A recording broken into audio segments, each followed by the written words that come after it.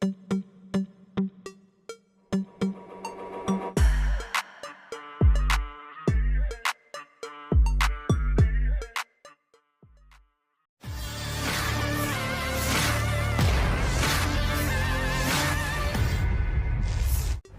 tempur kelompok militer Ukraina lagi-lagi harus berhadapan dengan kelompok militer Rusia. Terbukti dalam sebuah rekaman yang ramai beredar di media sosial Telegram pada Jumat 15 Maret 2024. Dalam rekaman tersebut menunjukkan situasi intens di medan pertempuran. Tampak bagaimana pasukan Moskow menghancurkan peralatan angkatan bersenjata Ukraina di daerah perbatasan dekat Spodar-Yuseno, wilayah Belgorod. Alat tempur Ukraina yang menerima serangan seketika meledak dan memicu kobaran api yang sangat besar seperti yang terlihat dalam rekaman.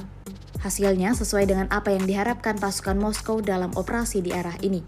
Di akhir rekaman menampilkan sejumlah bangkai kendaraan lapis baja infanteri Ukraina yang lumpuh total di medan pertempuran. Video ini kemudian viral dan dibanjiri beragam komentar dari warganet.